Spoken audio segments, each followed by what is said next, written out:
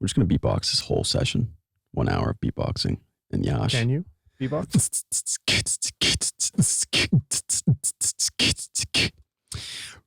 It's been a while, but hold Pretty good.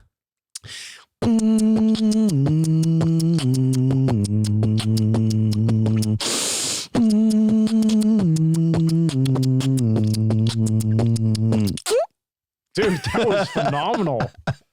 Damn, that was great. used to beatbox when I was a teenager. We used to smoke weed, play hacky sack, and rap and beatbox. I got recommended by the algorithm, YouTube algorithm, a Russian beatboxer. Oh, cool. He gets in his car as an Uber driver, and people are expecting a person to drive them to their destination. And he modded his car out to where he put subwoofers and added all these things. And he has a mic attached to his Oh, wow. on the outside. And then as he's driving along, he's like, do you guys know what beatbox is? And he asked them, and then he just like gets into the zone and starts singing, and people are like, what is happening? And like they're sitting in the back of the car, and at first when he starts talking, they're like, something's off because he has a mic attached. So they're hearing like They're hearing it. Yeah. come through. And I binge watched like 5 or 6 of his videos. I was like, this is ridiculous. And he turns out to be apparently like Europe's beatboxing champion. Wow. And I'm sure if I go on my YouTube right now, I don't have my phone. If I was to go on it, it'd show up on my recommended. Yeah. That's awesome. It's pretty great. I just have to, I guess, learn from you sometime just to see the basics of how I could get the rhythm going. Because as you were like singing at the same time while getting that, yeah, that's impressive. Wow. I know some people that can do the humming, but they can even like the actual beat. They can, I don't know. They're able to make it louder and more like there's just more emphasis. And I don't know how to do it. I'm just like, like You don't have the bass yet. I don't have the. Yeah. He has the bass. He added in the bass. He like goes to the car shop. He's like, I'm working with this car shop so that we could figure out how to get bass added to my car based off of this. And then he has this video where this girl's sitting in the passenger seat, and then he adds bass into it, and the bass kicks in and her hair just starts blowing away. Are we ready to go? Yeah. Are you doing the headphones or no? I'm going to go with none? no ear condoms today. Okay. I'm going to raw dog myself. All right. Take two with Yash. Cha-ching. Yash, it's great to speak with you for a second time. It is. I'm glad this time we are recording it. Yeah, same. We had a great session yesterday. And I unfortunately stated that with confidence that I hit the record button, and 2 hours later found out I didn't hit the record button. I take part of the responsibility as well, because mid-conversation, I was like looking at the screen. I was like, I don't think it's recording. And I had like a little bit of panic. And you were talking. I was like, oh, maybe we should pause for a second. And I was like, no, I think we're good. Well, and now then, we know that the screen should say record. Rec. Right. Yeah. And it should be red. Yeah. But yeah, we were able to do take 2 today. Did a little sauna and ice again, which was refreshing. Wakes me up a little bit. Gets the body going.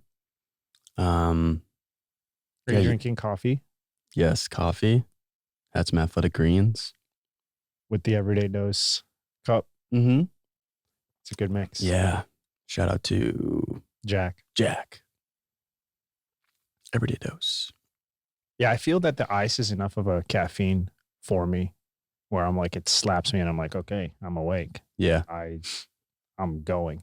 I wanted to ask you prior, because I'm curious for caffeine drinkers, like what's your gauge measurement of like, I feel now I'm ready to go versus I still feel slow? I think it's just a matter of drinking coffee for years over the course of the past couple of years. If I have over a cup like this size, I just get the jitters, and it's not like a comfortable awakening. You're just like kind of wired and jittery, and the physiological feeling of being jittery is just like, I'm not. It's just like, I'd rather be awake, cognizant, but not like feeling like I'm overly caffeinated. So I think it's just a test trial. So depending on the brand you get, I get Black Rifle coffee, and I just do 1 cup, and usually it does the trick. It's like a pretty perfect dose. I think when I wake up, I have chosen not to drink caffeine through the years because I used to see my mom and dad get home from work at 5 p.m. and always drink a cup after work. Huh. And it was tea, coffee, whatever. But I kind of like viewed that with not disgust, but as a form of, I don't want to pick this up where on the dot I have to like end up doing this act of sipping on something. Like, I just don't want this dependency. Yeah. So I drove myself away from wanting to drink coffee, and I didn't. And I believe I've programmed myself to where I wake up in the morning, and I've gotten accustomed to realizing that the first X amount of time I'm going to just be slow. And I think I've not realized that other people are like, no, slowness is not something that you want. You need to be jacked up the second you wake up. Not necessarily jacked up, but I think remove that like slight goggins. You remove the grogginess to become more Goggins-like. Yeah, the second my alarm gets up, I just chug a cup of coffee and let's go 5 miles. Talk about stripping my demons for tomorrow. Well, so this everyday dose, I'm gonna, as I was stating in the sauna, going to Costa Rica, March 4th, to do some jungle time, but we are doing some ayahuasca, and a part of that is like cleansing your body of toxins or caffeine, alcohol. Some people, I don't take any pharmaceuticals, but some people, they have to like weigh off of antidepressants or whatever if they're going to be doing this. So I'm going to be doing everyday dose with like no caffeine at all. I think there's a little bit of caffeine in the everyday dose. It's pretty little. And then eventually, like the last 2 weeks, I'm just going to do bone broth and water. But it seems to me like when you stop drinking coffee for so long, your body doesn't rely on it, and you have just a steady amount of energy all day long. Some people usually crash at like 3 or 4. And that's his everyday dose. That's like the whole marketing.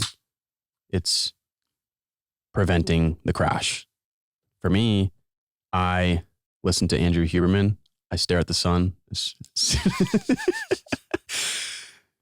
And it resets you. But I also, as I'm staring at the sun directly, I wait to drink my cup of coffee with 2 hours after. And that actually helps. And he explains it eloquently and intelligently.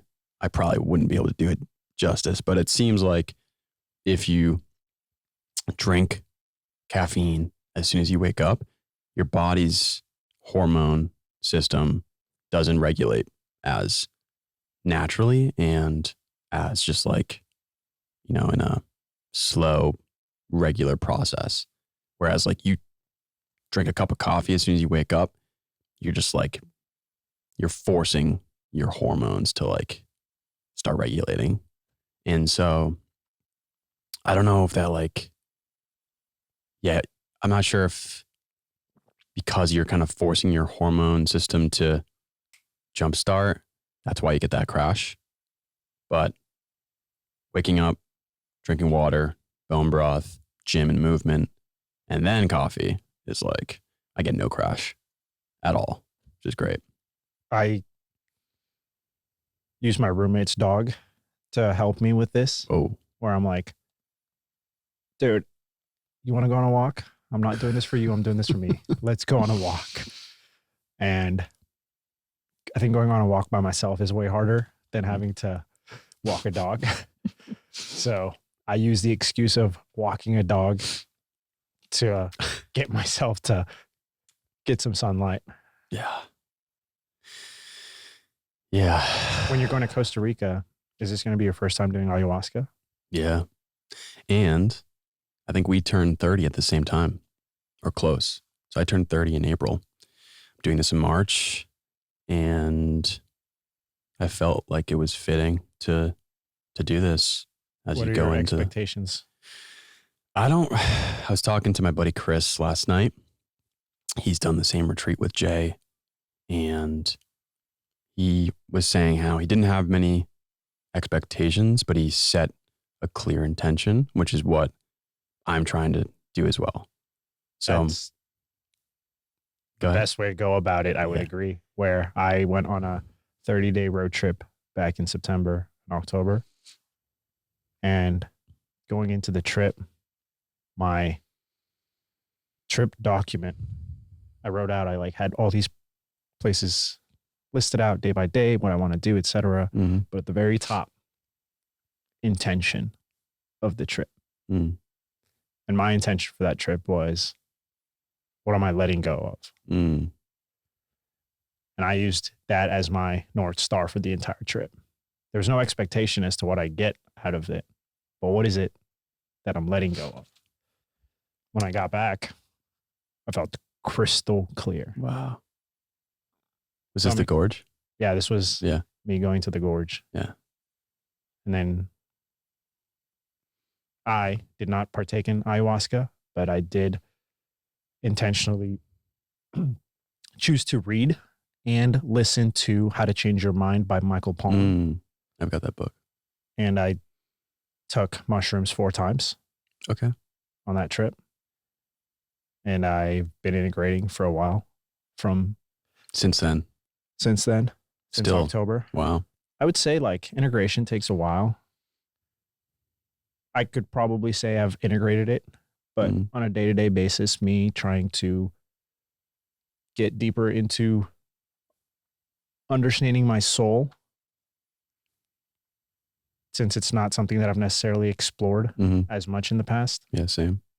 integration takes longer. Yeah. And I think that I feel I could probably do a dose again with intentionality of like, you know, I've captured my spirit, I've captured the body. Now I want to go more into the soul. Mm. And if and when I was to do that, I think I would prep for it. Prep from the space of, what do people who have gone soul exploration, what have they done? Mm. So I could try and be mindful of curating my thoughts that way, because you don't know what you don't know. Hmm. So I'd rather get into it in a space that allows me to ask myself questions that I might not have even known to ask myself. You said spirit and soul like they were separate. Is that something you consider separate and different? 'Cause to me, I don't know. I would have said it was the same. When I've gotten into religion more so recently, and I don't know if the soul is attached to religion. And I think possibly the spirit might be attached to religion. And I use that through the basis of just the prefixes of spirit tied to spirituality. Mm. That's the lens I've had. I could be off base. Yeah, I wasn't really sure if there was a difference between your soul and your spirit. That was kind of the same thing. Probably aligned. Yeah. It's probably like your Patronus in Harry Potter. Mm-hmm. You're a dolphin. What about you? I haven't thought about that either. So I was listening to you and Noah talk, and I didn't take the time to think about it for me. I think it would be a monkey. Why? I don't know. So, I mean, I've always been, when I was a kid, I liked monkeys as animals. I was always like very playful and social and made people laugh. And it's funny, me and my two friends were in the sauna at Squatch months ago, and this woman was in there. She was like all tatted up, like her whole body was tatted. And she immediately just looks at all of us. She goes, "What's your spirit animal?" We were just like, "Huh." She's like, "I'll do a little guide for you. Close your eyes." We're all in the sauna.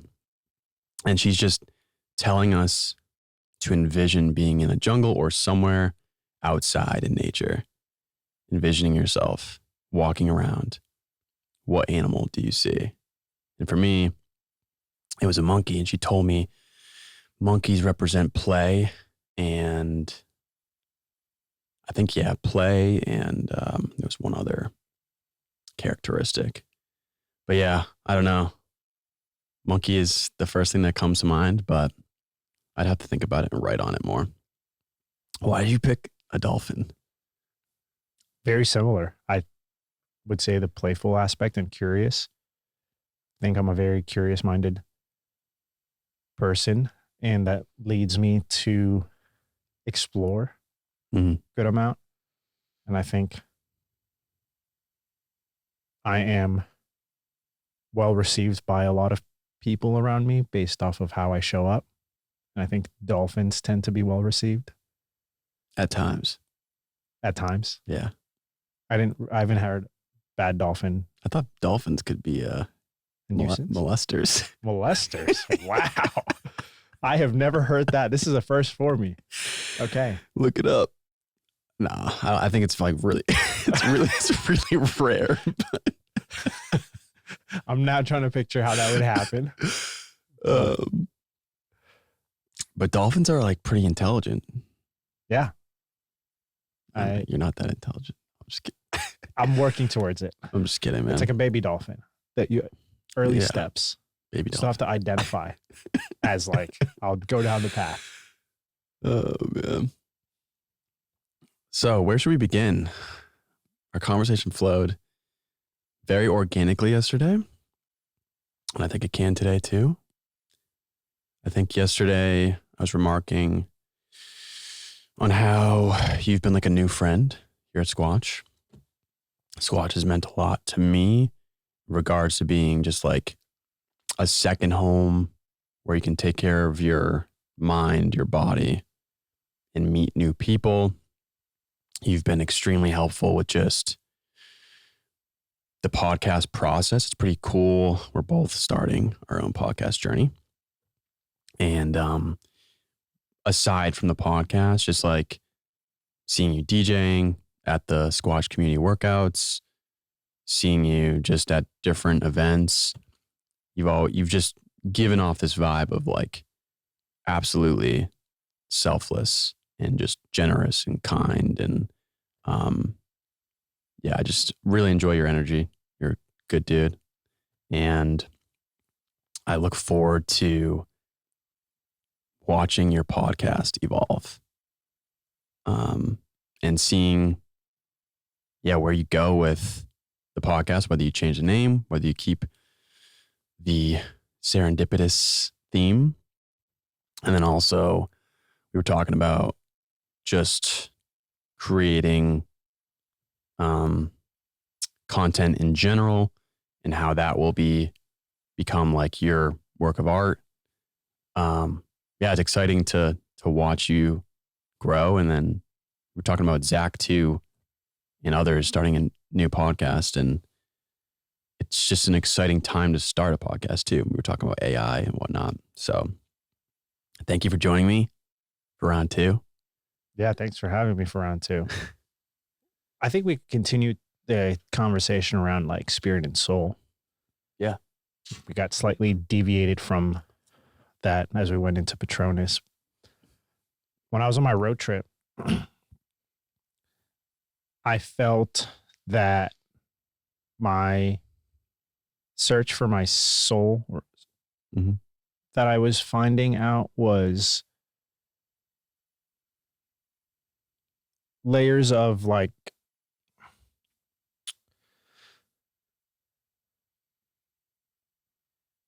selflessness, where I felt, what is the purpose for why I'm here? And it kept going back towards to leave this place better than I got it in. I view life as the ultimate gift, and to be having blessed with this gift, it's how could I show up in a way to where this gift could be appreciated by someone else next to me. And we went to Delicate Arch in Moab, and that was one of the 4 times that we ended up taking mushrooms. We fasted the night before. We stopped eating at like 4 p.m. so that way we can wake up, be in a fasted state, and then take the mushrooms. So then they'll be kicked in and whatnot. Woke up at like 4:30 in the morning so that we could drive out into the park and get there prior to sunrise. And it takes us 45 minutes to get into like Delicate Arch. You have to go through these windy roads and whatnot. And we get to the parking lot and we're putting our headlamps on, getting our backpack all situated because we're about to go on this like 3.2 mile round trip hike, which is pretty steep. And this guy walks up to us and he's like, "Hey fellas, I don't have my torch on me. Do you think I could join you guys?" Torch. He's British. It's medieval He's times. close. He's a British guy. I didn't want to butcher his British accent, so I chose to stay with my regular, but still used his word. Torch. And he was like, "Can I tag along with you?" I'm like, "Yeah, that works great." And we told him, "We're taking mushrooms. Do you want some?" And he was like, "Oh my God. Back in my old days, I would. I'm 55. I can't. Like, it's not for me." And then in that moment, I was like, I'm actually reading this book by an author who's 60 plus. And he wrote this book, How to Change Your Mind. And in it, he talks about how these drugs are wasted on the youth because we've used it so much for the sake of fun. But as he got older, he realized all those years that I consumed it and had this fun, I didn't really realize what the revelations that I'm coming to now, the peace that I find myself in now, the way that I'm able to connect with others now. And I tried to convince him. I was like, "I don't think you're old enough. I think actually if you took some of these and went on this hike with us, we're going to end up having great conversations." It didn't work, but he came along with us. And as we went up our hike, we found out that he is a YouTuber. And he was like, "Could I have you guys on my vlog?" I was like, "Okay, this is crazy. Let's do it." And it turns out he has been vlogging as a Britisher coming to the United States, going on a road trip across the country. And his last destination was getting to Vegas. And he put us on his vlog on YouTube. And we went and watched it the next day. And he's like, these two blokes, they're taking mushrooms. They're guiding me. We were his shamans, but we were the ones who were under the drug itself. And we got to the top. It took us a while. It's not a paved path. We have to get there through some signs here and there. And when it's pitch black, you don't really see it. We get to the top and it's ridiculous. The view is stupendous. The color of the desert, the way when the sun rises, the red just has a glow to it that's unlike anything that I have ever seen. Desert sunrises are probably some of my favorite sunrises ever. And as I stood there, what I started feeling tapped into my soul was my connection to everything that took place for the place getting built to the point in that moment in time. I was sitting there and I was like envisioning prehistoric animals, then dinosaurs, and then getting towards the first men who came towards finding this. And my thoughts were centered around appreciation of the journey that I get to share with the people that were here in the past, and the fact that I get to share this with someone else in the future. It felt that I was connected to people that weren't even there. And like that to me felt like a connection to a soul. Mm. Nothing was present, but I felt a connection to source, to energy. And I think in those moments, my thoughts also dissolved. It like started just getting towards a feeling of like intuition and less of like thinking. You were just like observing. Yeah. With no words. Nothing. Like literal words. Yeah. Yeah. And when I left the space, I suddenly felt so like revamped and energized towards my mission. I didn't spend my time thinking about my mission. I didn't spend any time thinking about what is it that I want to do, etc. But as soon as I left the place, it was like, I immediately knew what my mission was. Mm. And I think those moments in time where you get to like tap into your soul and then exit out to come back to the nuances of real life, everyday life, I think it gives you a whole new energy where you're like, I've tapped into my soul. So now my soul is giving me the energy to show up in my physical presence, to do what I want to do and carry myself the way I want to. So I'm happy for you going on this journey, because I think without an attachment necessarily of what the end outcome is, I believe you'll find yourself in a place where you're going to get more alignment for yourself. There is no necessary attachment towards what that alignment is. There's just alignment. And I think that's the beauty of it. Yeah, it's really interesting. You know, I said something to Michelle on the last episode in the studio. People think that they need to think their way to creative ideas or to more fulfilling, meaningful feelings. And the fact that you just were thinking about prehistoric animals, the history of man, nature, the environment, and just not having this like mental chatter. And then you walked away knowing and just feeling more energized with what you're meant to do, but you didn't think about it at all. It's a beautiful thing. And yeah, I mean, I've been working on my physical health, strength training, nutrition, meditation, all these different aspects. And spirituality hasn't been something in my life.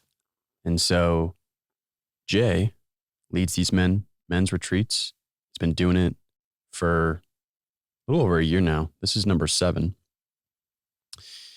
And I followed him on Twitter prior to moving to Austin. And I found out when I moved into my apartment complex that he lived there in the apartment complex. I saw him by the pool one day, just chatted with him. Ever since then, he's the one that introduced me to Squatch. He's the one that introduced me to like a bunch of friends that I went to Squatch with and started this journey. I love the serendipity. Yeah. And so I thought about, because there's other options. You can do ayahuasca here in Austin. You could do DMT elsewhere. But it felt right. I trust Jay too. And yeah, I don't have expectations. He's given us these prompts, these questions like, what do you want to let go of? What do you, or who do you want to forgive? What are you most proud of? Etc. Right? And I'm writing these down more than once. My responses more than once. First time, it seems pretty just general, but then each time, an iteration of writing response, you kind of dig in more towards why are you doing this? And as you get closer and closer towards that flight to Costa Rica, you realize like, okay, like I'm doing this. And yeah, I mean, it's what do I think is going to happen? And you don't want to be attached to what you think is going to happen. For me, it seems like this plant medicine will provide you, just like mushrooms, provided you with a new perspective that you wouldn't get if you were just dead sober. And it can maybe, through that new perspective, provide you with breaking through emotional things that you might have, certain traumas that maybe you went through. And that, I think, eventually it will strengthen your character. That's what I believe, at least. And I've heard multiple stories. I mean, the shamans that make the ayahuasca, they've done ayahuasca thousands of times. Because like I was telling my dad, or just like the average person that's like, they don't do drugs. They don't, they're kind of maybe more conservative, but they're like, oh man, I mean, it's a pretty major drug, but like people have done it thousands of times and they're very cognizant, very healthy. So yeah, I'm looking forward to it. I think doing it just before my 30th birthday is special. I was at Third Eye Lounge. I was having cacao with a guy I met. He teaches Tai Chi and he wanted to learn more about Bitcoin. And we were just talking about Bitcoin, drinking some cacao. And then I told him I was going to Costa Rica, about the whole ayahuasca plan. And the guy next to us kind of jumped in and my buddy Stuart, he left to go to the movies with a friend. I ended up talking to this guy next to me for like an hour and a half. He creates these products. I found out yesterday. So we follow each other on Instagram now. Like we linked up as we were talking at Third Eye Lounge. he was saying how he was going through years and years ago a lot of shit. Like I'm trying to remember exactly what he went through. He was like certain traumas, emotional challenges, and he eventually, he's done ayahuasca multiple times, and the strength that he's received from some of these experiences is remarkable. And like, he now has his own company and he sells these like products. Some of it's like Shilajit products. And so I was looking at Instagram yesterday and I saw the product he shared on his story. And I went in my cabinet and I was like, oh shit, I have one of these products. I had no idea. I bought it like a year ago. Serendipitous. Yeah. It's pretty magical. Yeah. And so he was just telling me about his experience doing ayahuasca multiple times, how it's totally dissolved his ego, but strengthened his ego. Very interesting. Yeah, I would say that was the biggest takeaway from the road trip for me, was the identification of the ego. Ego isn't bad. Ego is a construct that exists, and it's trying to identify when it pushes you towards the boundaries of negative patterns and when it just exists. And I think for me, I was able to have my biases ripped apart. I think through time, our personal thoughts, consumption of ideas, thoughts lead us towards our biases. And ayahuasca, or in my case, shrooms, stripped me of that aspect when I started just like seeing myself from this like outside lens of like, okay, you've built up these thought patterns, but are they being challenged in a way that you might not necessarily think? And I walked away from it where I had to change some of my thoughts. One of which was, as you were talking about trauma, I was in a 5-year relationship in my mid-20s, 4.5 to 5 year relationship. It ended poorly. And after it ended, I was in the headspace of, A, I don't want to be in a monogamous relationship for a while. And I also, B, just don't want to spend as much time with women, because I feel that having my 20s with this person took me down a different life path than if I had not been with that person. So going into the road trip, my personality, my behavior, I had a lot of different energy aspects with women, and it was like going in great directions, but I would shut it off. I was like, I don't want this relationship to go forward. I would just put a blocker on it. Even though there was a connection, I would put a blocker, because in my mind, I created the construct of, if you and I spend time together, you're going to end up dictating how my time gets perceived. And if you dictate how my time gets perceived, I'm less in control of it. And then I don't get to create what I want. And I've already had that happen. So going into the trip, for the past 1.5 years prior to it, I've honestly been very focused on making sure that I don't spend time like with someone that I have a great interaction with, to follow up with it. Even if I get a text saying, hey, do you want to hang out? I'll just be like, I'm going to choose not to respond, or I'm just going to choose to end it before I can let this steam go somewhere. You mean like romantic? Yeah. Yeah. And I was sabotaging my romantic part of my life on purpose. I went on the trip and I had my ego like strip me of that, where it was, I created these false thoughts of like I would lose control, this idea of control, and the aspect of like me being obsessed with how I could be in control of the direction of life or lose control of it if someone else was to join it.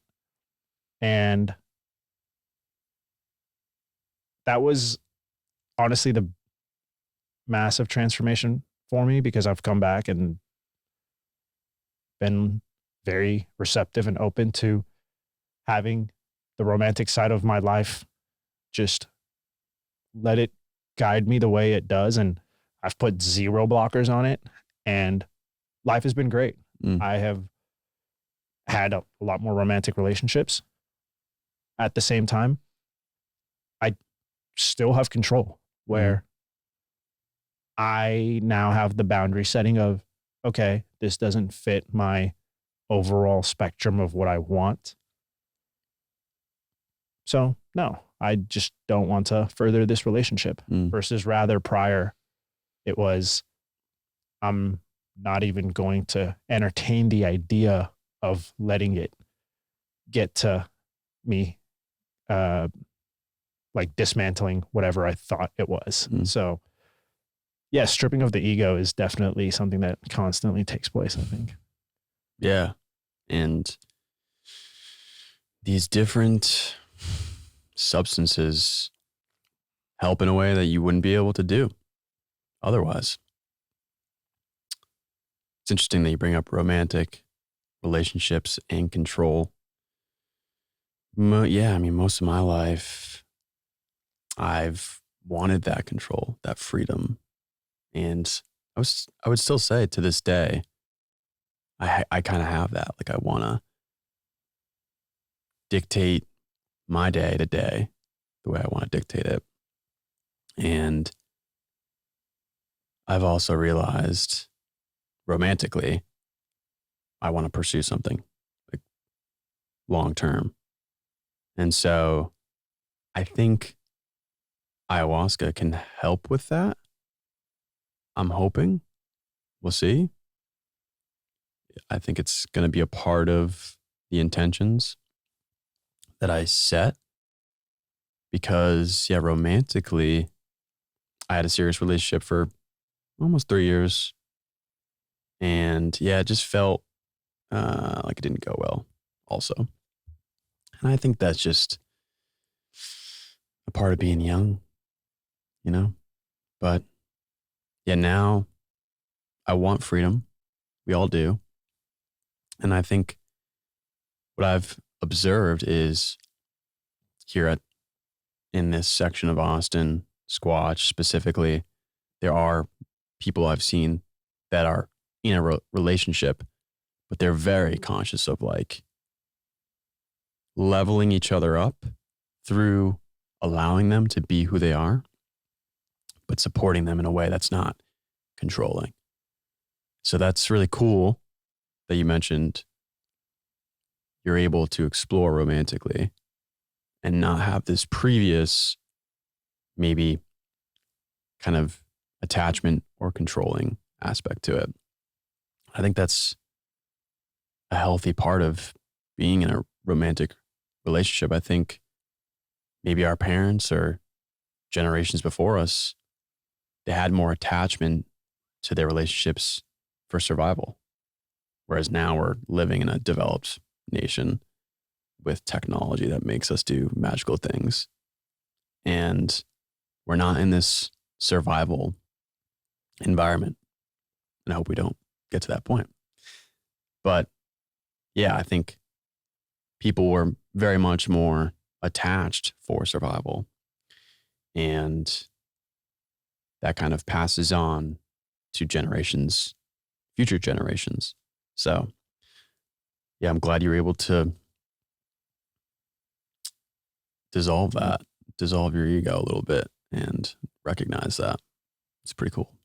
Yeah, so I think that the integration part of it is probably the most vital, because you can dissolve your ego in the moment, but then you have to repetitively make sure that you're putting it into practice. Yeah. And I find myself like at times getting back towards my old patterns, and I have to recognize like, okay, no, I can't get back to this thing because I've decided new way forward. But it's a journey. So Mhm. I'm excited for the start of yours Yeah. in Costa Rica. Yeah. Yeah. It's I think it's gonna be, it won't be the first time either. It seems like people that have done ayahuasca have done it several times after.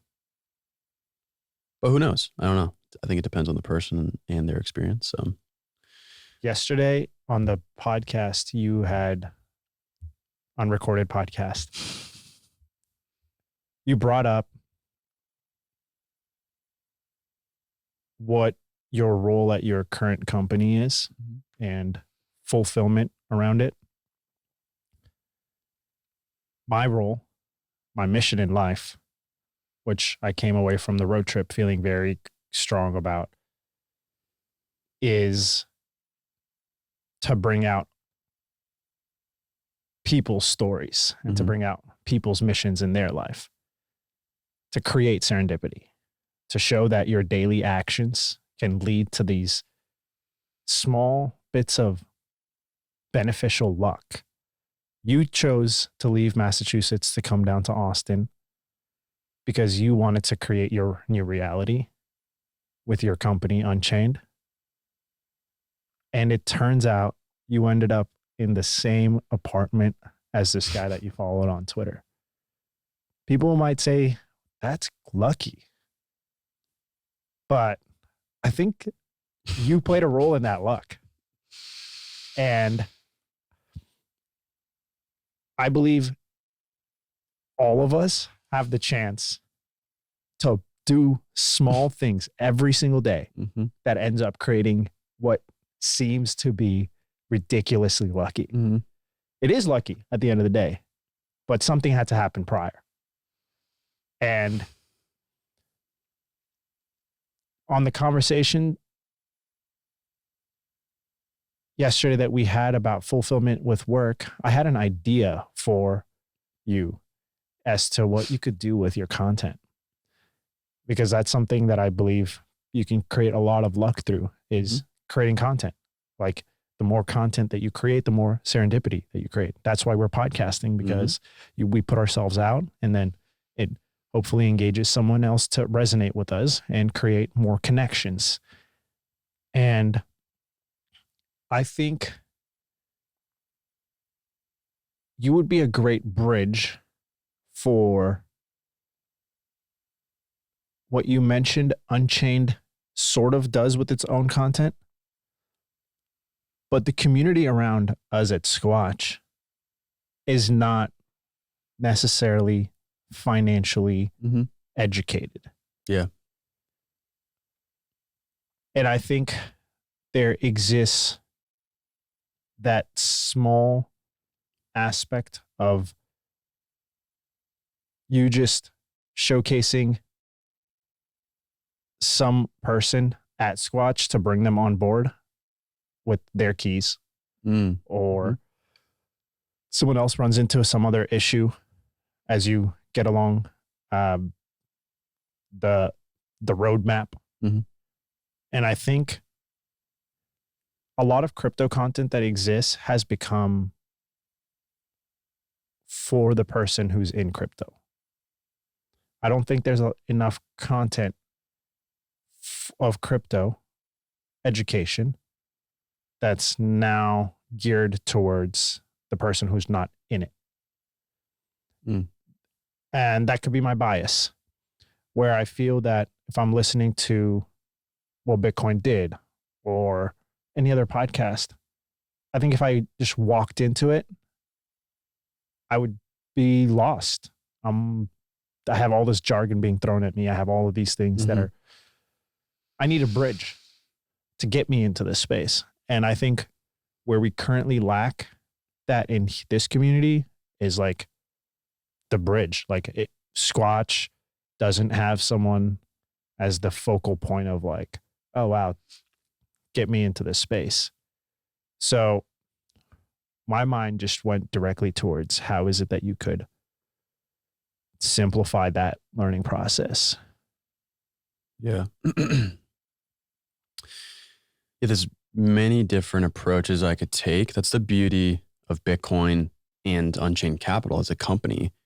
Anybody can step up as a leader and guide others to learn about Bitcoin, the history of money, the revolving topics around Bitcoin, and then the services and tools that Unchained provides. Anyone can just say, here's Unchained Capital. Here are the tools you can use. This is why you should use it. So yeah, there's definitely different options and routes I could personally take. I've thought about that too. The financial education that I could provide is not, what's the word I'm looking for? It's obviously not traditional. It's a whole new paradigm. And what I focus on is also challenging because we're facing a moment currently where there's billboards here in Austin too. It's like crypto is a revolution. Mm-hmm. And the demographic that I'm in, specifically the culture within Unchained and the Bitcoin Commons and just like the Bitcoin ethos, is trying to educate people that there's a difference between Bitcoin and crypto. Crypto, there's the dApps, the decentralized apps. And I mentioned to Michelle, there's dinos, decentralized in name only. So there's a lot of deception out there. And so there's this balance of just allowing people to understand, not coming off as closed-minded, saying like, listen, I'm open to learning about these different cryptocurrencies. But because I've done a certain amount of research on Bitcoin's objective properties, its technology, the history of money, how money as a tool, we were talking about tools yesterday, and how humans always opt into the tool that performs the best. Money as a tool, you're not going to use a worse tool. So people used to use gold. They did use silver and bronze, but they would preferably use gold. It just had certain properties that were superior. And nowadays it's dollars, and there's certain, like through the evolution of money and gold and scaling economically and the advancement of technology, fiat dollars came into play. And so it was a more efficient use of money.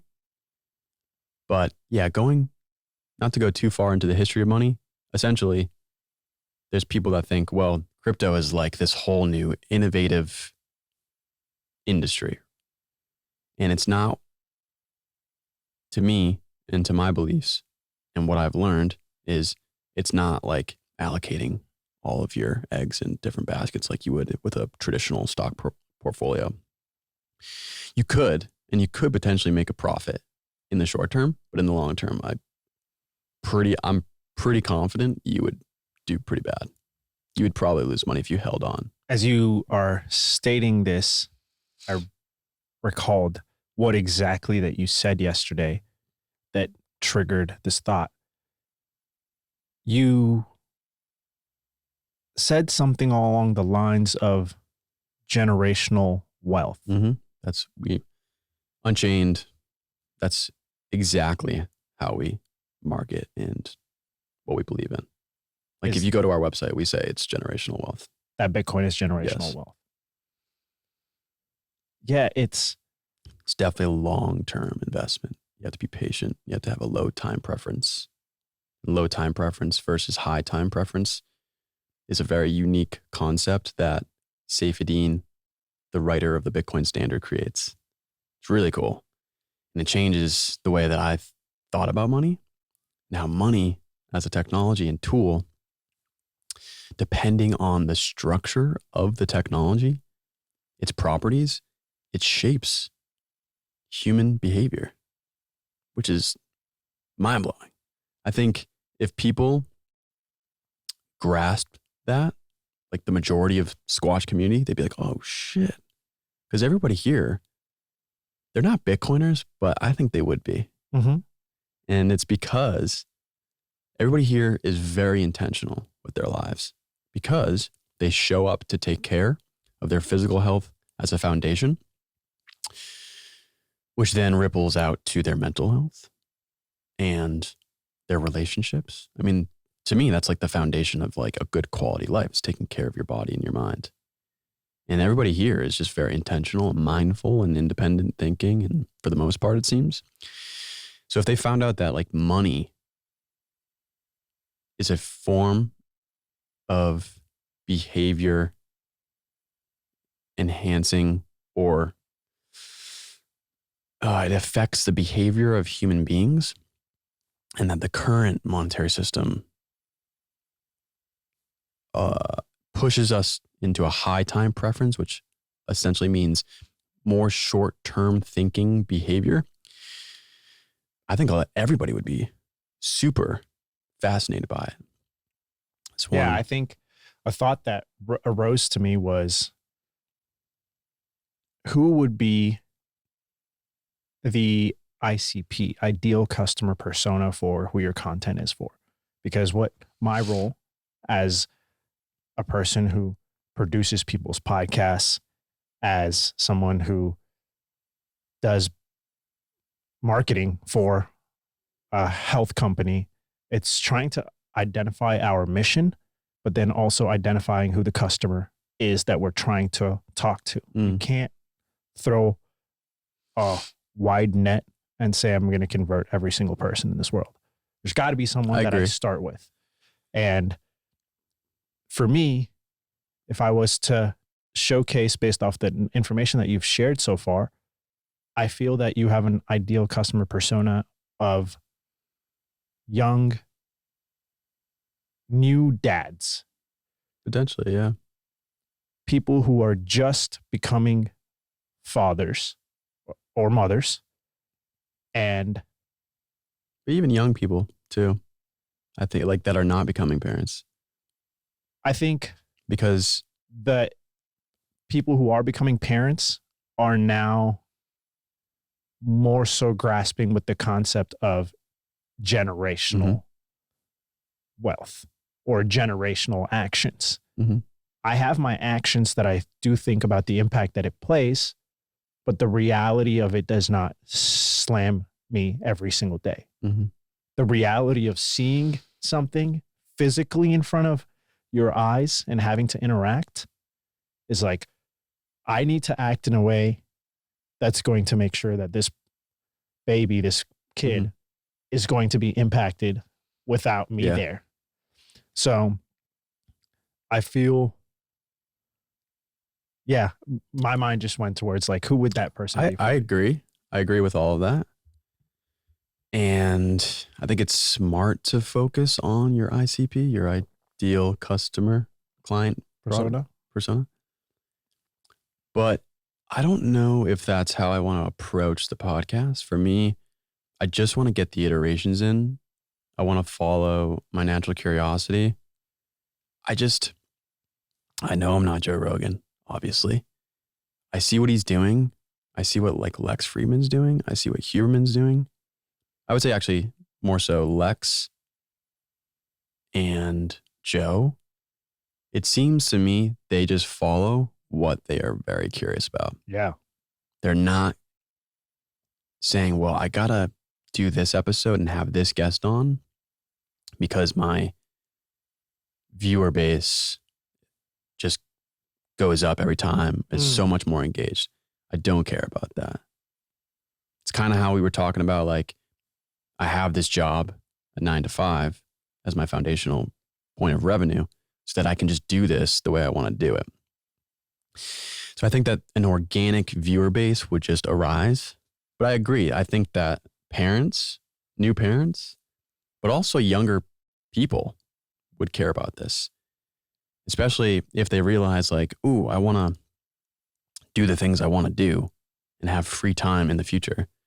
If I know that my savings is getting debased on a daily to weekly to monthly basis, how do I protect myself from that? Bitcoin's the answer. And Bitcoin honestly is for everyone, in my opinion. You might be older, and we've actually captured older generations too. There's $30 to $40 trillion worth of money in retirement funds, retirement assets, traditional IRAs, Roths, 401ks. We've created a product where people can like easily transition with their traditional brokerage, roll it over into a Bitcoin IRA, but they control the keys to it. They hold actual Bitcoin to it. A lot of people that are younger, they're like, I don't see the point of that. I'm just going to hold Bitcoin. I don't need a retirement. Like when they understand the whole point of retirement funds and then Bitcoin, they're just like, I'm just going to save in Bitcoin. I don't need a retirement. But people that are in their 50s or 60s, they don't want to take that risk of allocating all their Bitcoin, like selling it and getting the tax penalty. And so they can just simply roll it over. So we've got a different client base, different demographic. We had believe it or not, we onboarded. She was like in her late 80s. She held her own keys. She bought her own Bitcoin. She holds her own keys. Like it's just crazy. Like anybody can do it. But it's a matter of intimidation too. But yeah, so the idea of or just getting different ideas on paths I could take that could intertwine the company I work for. I do have to tread wisely, but I could talk to them, like our marketing team, and yeah. It's interesting how do you think about for your podcast? Do you have a more focused ICP? Like you're more focused on the viewer base, the demographic, like right off the bat? Because for me, I really respect the way Joe Rogan goes about his podcast. Like he just displays who he is. I think that's the best way to do a podcast, in my opinion. But some people are able to do it pretty well when they do focus on a specific niche and demographic. But yeah, there's a good article I could send to you too. It's on the trap of audience capture. That sounds great. I would love to get that. Something that I struggle with is the idea of niching down. I hate niching down. Yeah. I personally believe the same thing that you mentioned, to do whatever it is that drives you. Curiosity drives you, and it will eventually lead you to the path that you need to go down. Mm-hmm. For when I brought up the ICP, it was from the aspect of more than just the podcast, content in general. If you're wanting to encapsulate people to be like, oh, I could turn to Shane.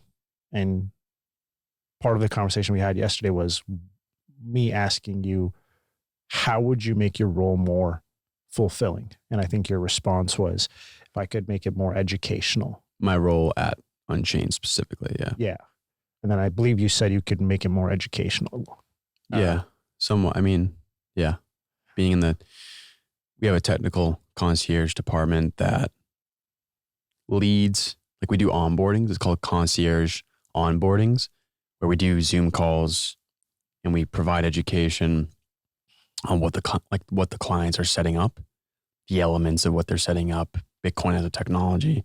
Because a lot of people go into it, they understand they're going a more intelligent and secure route of creating this multi-signature setup with their Bitcoin keys, but they don't get clearly what they're doing. They think like, okay, my Bitcoin's all on this device. And it's like, no, it's on a public ledger, right? And your device just holds a encrypted private key.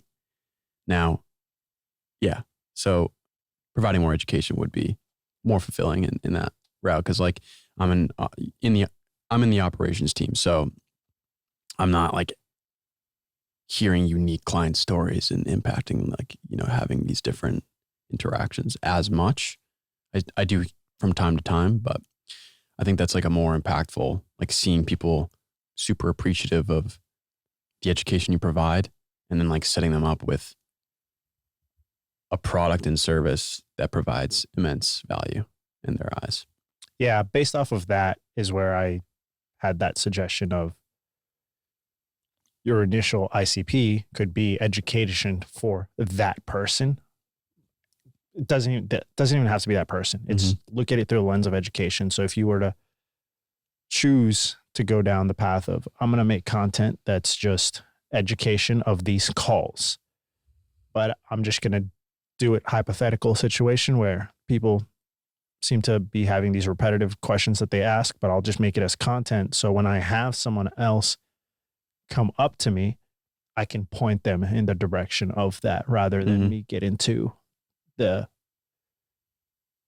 same repetitive thing that you might possibly find yourself doing, which may be the part that you don't enjoy about your work. So that was the reason. But to answer your question regarding the direction for my podcast, which is called the Serendipity Chronicles, and could change to Seeking Serendipity, could change to something else. The theme is going to be around serendipity, and the people that I want to talk to are ones who have taken action in their life to then come to a point where they started seeing a lot of luck take place. And I'm interested in those stories because I want to hear those stories for myself and then also show that there is some sort of like formula that exists that, wow, like everyone has this magical story that they're sharing, but the magic has a recipe behind it. And I think as I get further into the podcast, I will understand and refine the process. But for now, I'm interested in people's stories of like the things that beneficial things that they came across that they were not looking for, and understanding what path it took them from there. And I want to demystify luck.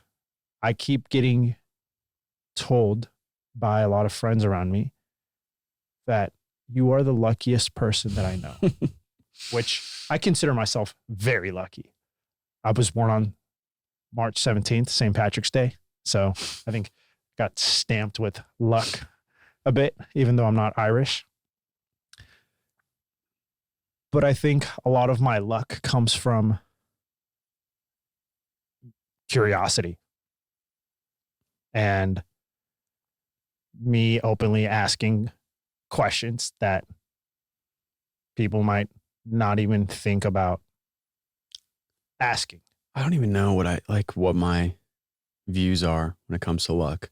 I think that there's this book that I just read. I think it's called The Power of Awareness or something along those lines. And there's the law of assumption. And he goes through, I got to give it to you, right? At least got to show it to you. He goes through multiple like testimonial cases where people just truly believed that something was going to happen, like embodied it. And they knew, like, they were like, this is going to happen. One instance was someone that was really sick in a hospital bed. And this guy that wrote the book, the author, he went to this patient and said, like, this is the law of assumption. When you focus and you truly believe and embody this belief, you will bring it into reality. So he goes through all of he goes through the in-depth of the power or the law of assumption, and then these examples, and the examples are just pretty interesting. Doesn't sound like luck to me. And they're like miraculous. Like, this guy was like really sick, and he just believed he was going to get better every day for like a week, and he got better. And the doctors were just like, this is a miracle. And it seems like the power of the mind is ridiculous. We don't even know. I have a miraculous story. I went to Mexico in October, and I don't consume alcohol or smoke weed, etc. a whole lot. And my friends were celebrating one of our dearest friends' 30th birthday. So I was like, okay, I'll bring mushrooms. We could take some mushrooms and you and enjoy. Mushrooms, man. Yeah. It's you got a bag right now? I don't. We just take some real quick. It's, too late into the podcast too for it to kick in. It would be After Effects. We'll just wait a little bit. Yeah. Go hop in the sauna. Exactly. And come back. And I took the mushrooms with me to Mexico. And as I get out into Mexico City, you have to go through customs. And as you exit customs, you have to go through a checkpoint. And this checkpoint, they don't scan you. They just scan your backpack or your luggage. So in my mind, I was like, wait a second, they're not going to scan me, but they're going to scan this bag only. And I had my mushrooms in my backpack. So I was like, I'm just going to take the mushrooms out and put it in my pockets and just walk.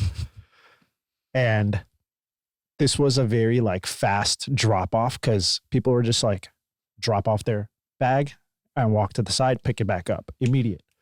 But here I am. I had this genius idea, and I was like, oh, let me do this whole transfer. So I was like, okay, I'm going to take my phone, put it in here. So make it seem like I'm trying to make sure that they check everything. And then I take the mushrooms out of the backpack, and I didn't have enough space. So I was carrying a pair of shoes in my hands. So I stuff it into my shoes. It's in Ziploc bags. And then I put my backpack and walk with the shoes the other side. And the guy notices, the TSA agent, and he says, what's in there? He just points, speaking to me in Spanish. And I had a vitamin bottle. I take it out and I was like, vitaminas. He goes, no, what's in there? I take it out. I go, mushrooms. And he goes, give those to me. He goes, what else is in there? And I take out and I go, mushrooms. I give out more mushrooms. And the guy looks at it. He opens it and he calls the lady over. She walks up. She looks at it and she goes, what is this? I was like, mushrooms. And then they call another lady over. And she looks at it and asks the same thing. And I repeat immediately, mushrooms. They hold it up, open the bag completely, smell it, zip it back, give it to me. And I was like, thank you. And I walked away. And when I shared that story, and as I share it, I'm sure it sounds, how did you get so lucky to get away from it? And I did. I got very, very lucky. The fact that you were just so honest. Yep. Mushrooms, played a role.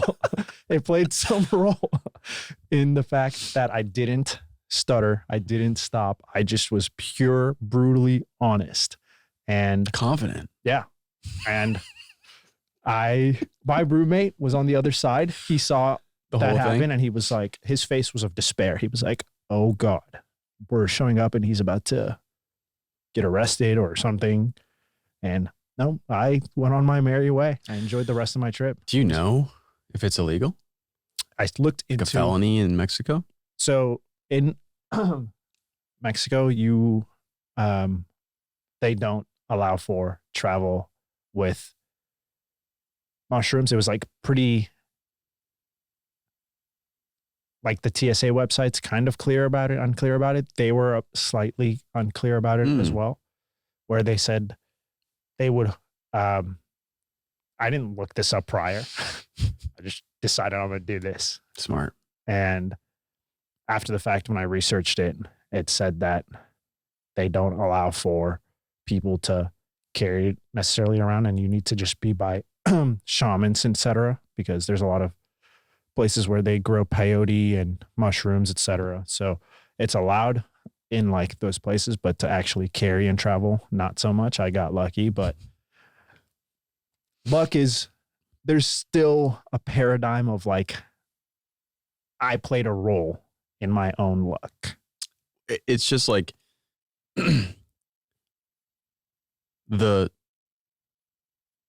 if you acted the way that you just acted when you were telling the story, the confidence, clarity, honesty. Whereas if you were like, I don't know, I got nothing in here. And then you start acting sketchy.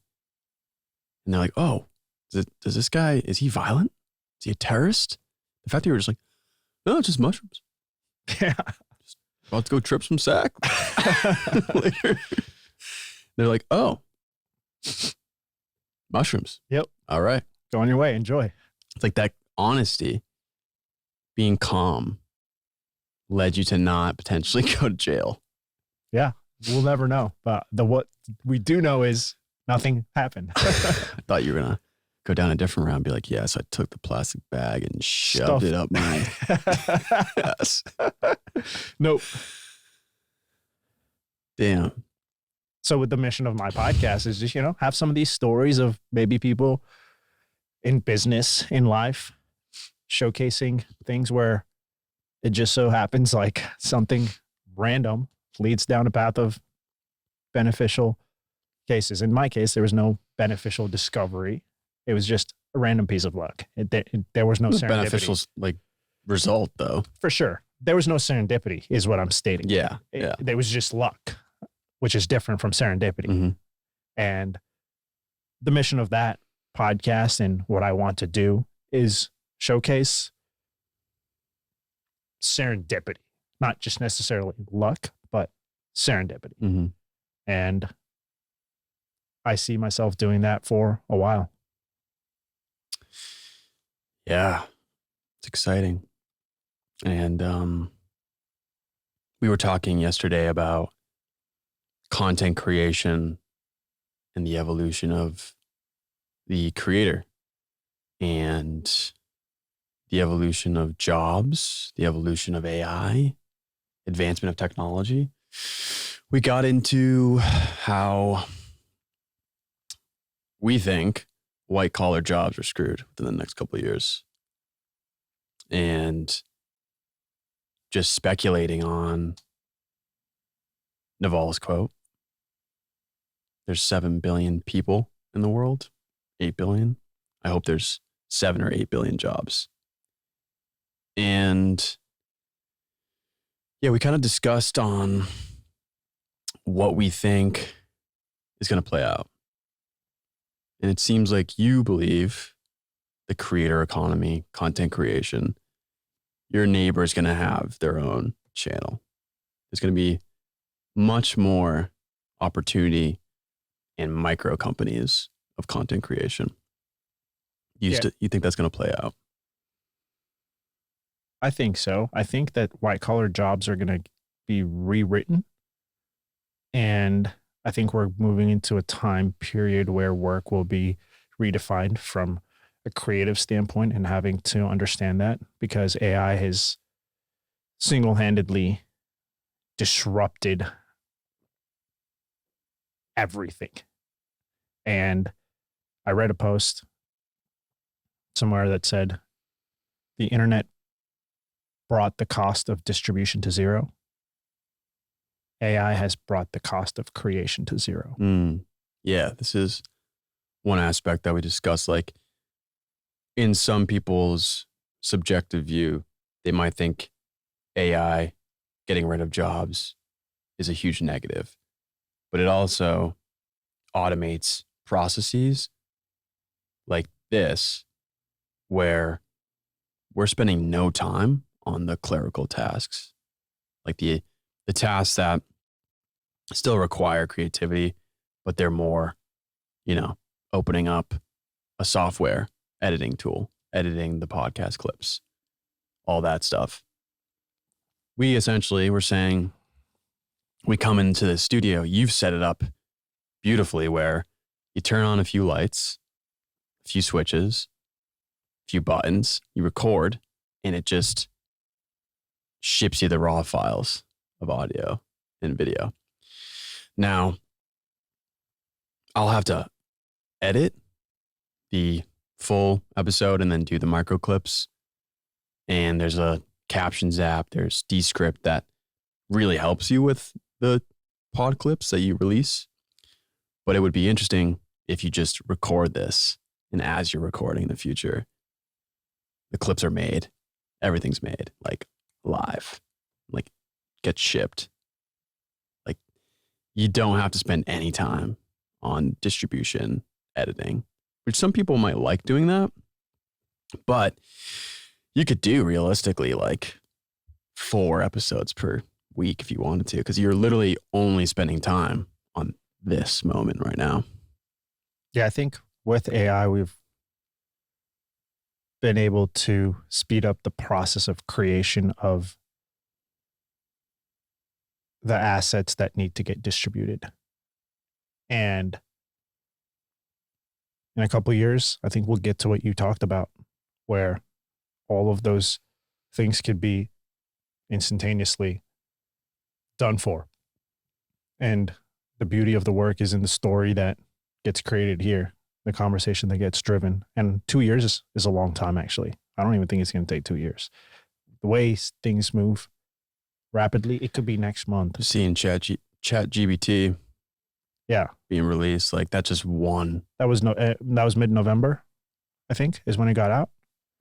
So it's been 2.5 to 3 months, quarter of a year. Yeah. And the world has transformed. Like, I have a full-time personal assistant now. I use ChatGPT every single day. That's your assistant? Yeah. I genuinely, like, so much of my tasks are sped up through ChatGPT. And yeah, I feel that come a year from now, spending time with it, further understanding how it works, most of my life will be pretty automated and I can focus on just new things. Yeah, like the 4-hour work week. Pretty sure Tim introduced hiring people from like the Philippines or India. And it's like low cost, but they're still getting paid a decent wage in their currency. And wouldn't be surprised if even their responsibilities is just, it's all just AI. Like they're taking care of everything in regards to editing, distribution, marketing, sending emails, responding potentially too, which is kind of crazy to think about. An AI robot responding to different people. But yeah, I'm excited to see how it evolves. And we were noting on a positive energy that this is a great time to get into the podcast industry because of this AI automating, and you can just focus more on the creative process. Yeah. I'm curious as to, so what tools alongside ChatGPT are you using for maybe people that are creating their podcast right now? What would you recommend? Because you're very good at creating these software API stacks and being organized. And I don't know if you would relate to being a digital minimalist. Yeah, you said that yesterday. And I was like, damn, that's a good one for me to put on my Twitter bio. I mean, you kind of are when you're organizing your databases and you're really intentional with what you're using and you're just like subtracting all the apps on your phone. I think it's a smart way to go because you become more distracted. So, yeah, you're a digital minimalist. Yeah, I'm going to use that. I'm going to have to like put digital minimalist to create more serendipity. I'll have to play around with the words for it. There you go. But What do you, so you're using Descript? yeah, I use 2 tools. I'm going to try and get to one. I use DaVinci for getting the timeline set up. In terms of, I create various pieces of content that look different. There's like a content piece where there's just the guest or the host and that takes up the entire vertical screen. And then there's content where this wide angle shot that we have hangs out at the top of the content while at the bottom there's the host or the guest. And then I have another piece of content where it's like the host is on top, the guest is on the bottom. So just templates that look different. So I go create those on DaVinci. And then I end up going in Descript for editing purposes because editing through transcription is an evolution because it removes sitting through the tedious process of listening to an entire episode to understand. Maybe the listener doesn't need to listen to the guest and the host talking possibly in circles about a point. Mm-hmm. So I could edit this part out and still leave the thematic part of the message. Yeah. And you can do so in a better way by looking at the transcription and saying, all right, well, this sentence is a repetitive aspect of that. Let me just delete it so that the podcast gets shorter and the person still gets the value that they need, because I believe people are listening to podcasts predominantly for value base. And then there's podcasts people listen to for complete storytelling, such as when I got into it, I was like listening to things from Gimlet Media. I was listening to things like Shittown. And these were like original podcasts that This American Life like produced. Serial. I don't know if you've ever heard of these. No. These were OG podcasts within the space of storytelling that had nothing to do with necessarily value driven. It was sharing stories of these people's lives in a very enthralling journalistic way that you were like, I'm so absorbed and engrossed in this person's life that I have no clue who this person is. But the way that they presented information, it was like top notch. You could tell that these journalists were just put so much time and effort into research and like to go investigate. And yeah, we now like are in a space where I think podcasting has become a medium for people to be able to share value constantly. And I think as a producer, I look at it through the lens of how can I best make sure the person gets as much of it as possible while saving their time. Yeah. In the process of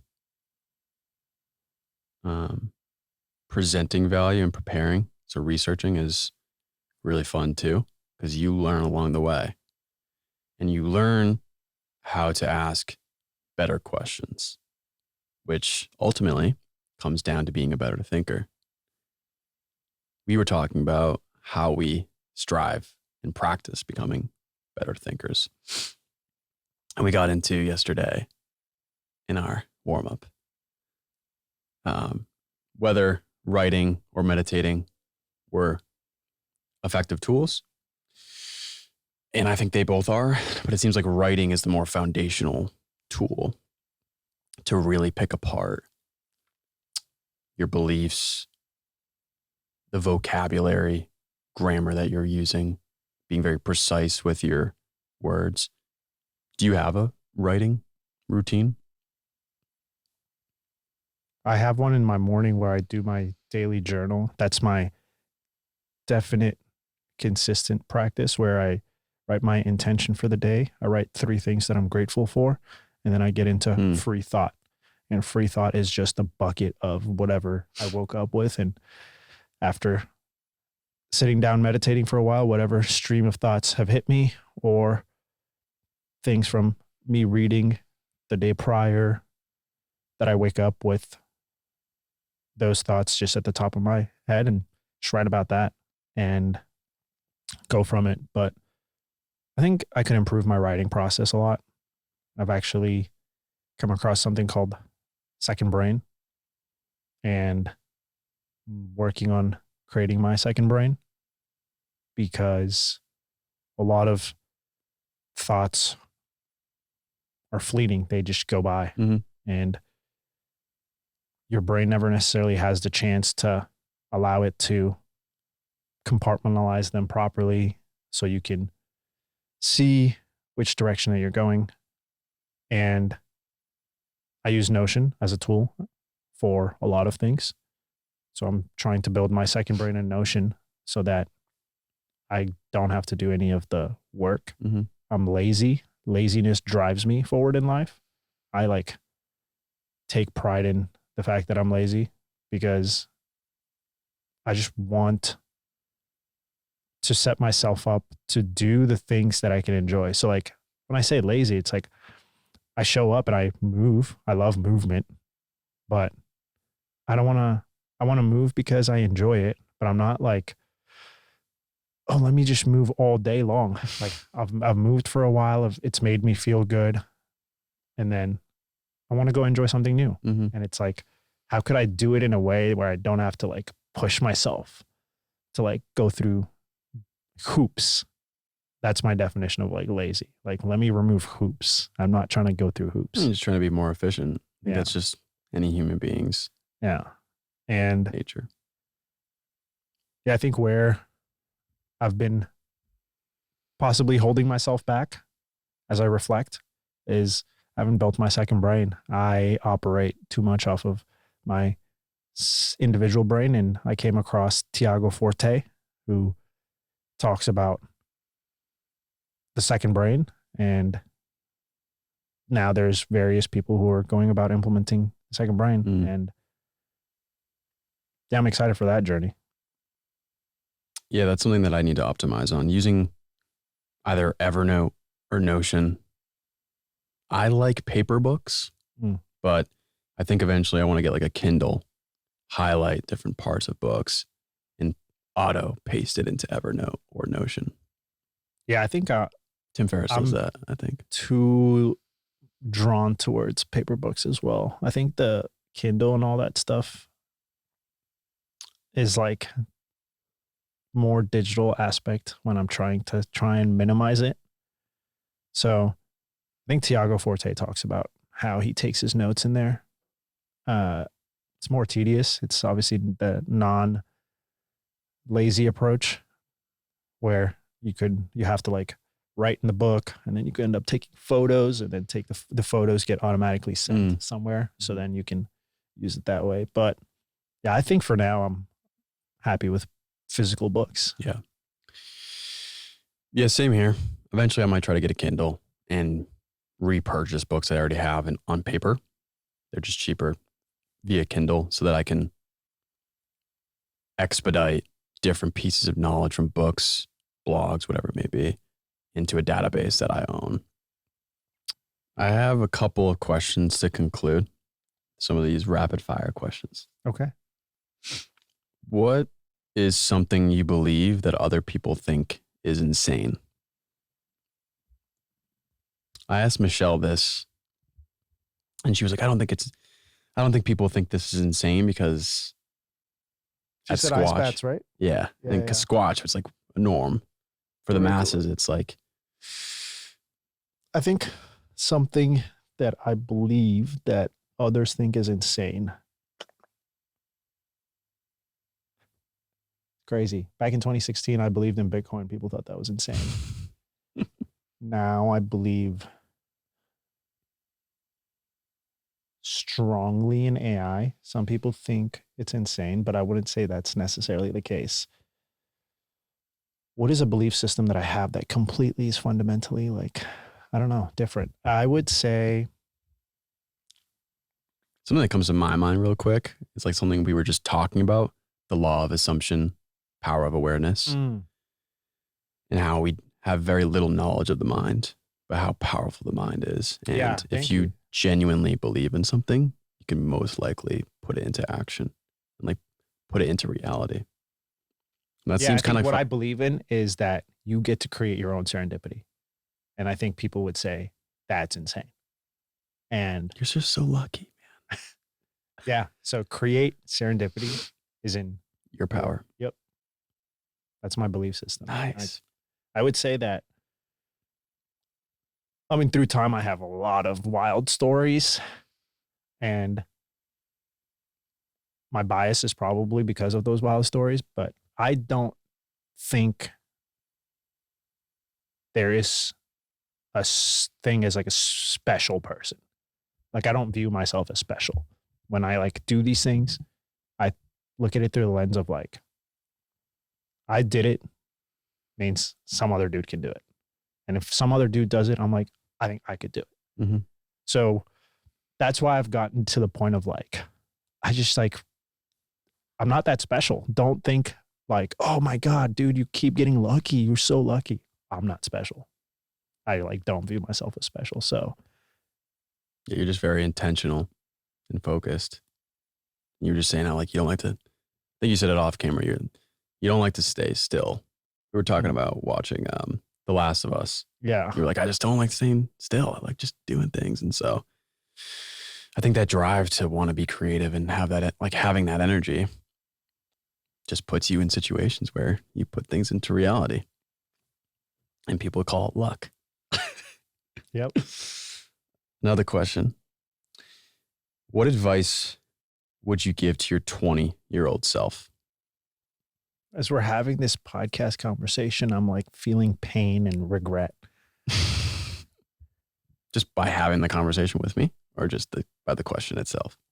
By You're really offended. reflecting on the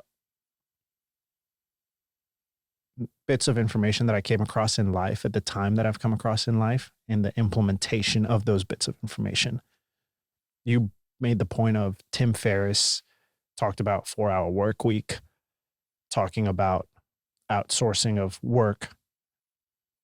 And I bought that book when I was 24 years old, 23, 24. I read through it, skimmed through it, took pieces that I wanted, missed out on other pieces. And I was like thinking to myself, you know, I've taken the actions to know that there are people in this room that are far smarter than who I am. And I've identified that. I have to blindly take their actions and implement it into my life. And I feel that I might have not necessarily repetitively done that. If I had to give advice to my 20-year-old self, it is go look across different fields in life for the ones who are succeeding and just go find their tools and their systems and implement those tools and systems. The system matters more than the tool. The tool shows you how to be able to possibly use a system. Mm-hmm. And relentlessly keep trying various parts of it to customize it to yourself. Any advice that I would give to to any younger version of me is go keep finding the person that you are like, this person is killing it, and just copy what they do. That's my advice to my 20-year-old self. Yeah. I think I can conclude this episode ending it with serendipity. You said you bought the book at 24. I bought his book at 24. We're both turning 30 really soon. And I feel we have like similar paths. We both kind of turned on to Tim Ferriss around that same time. I would honestly go with that same advice to my 20-year-old self. And I noticed too, when I was going through your Instagram, you've traveled into the Keys scuba diving, as well as Bar Harbor, Acadia National Park. I've done the same. I went to the Keys, scuba dived in Key Largo, and I also lived in Bar Harbor, Maine for 4 summers and climbed Acadia National Park, different parts of it. I thought it was pretty cool that we both have these like similar events of like, we just met each other, a couple months ago, but we've had similar adventures in the Keys and Bar Harbor. And at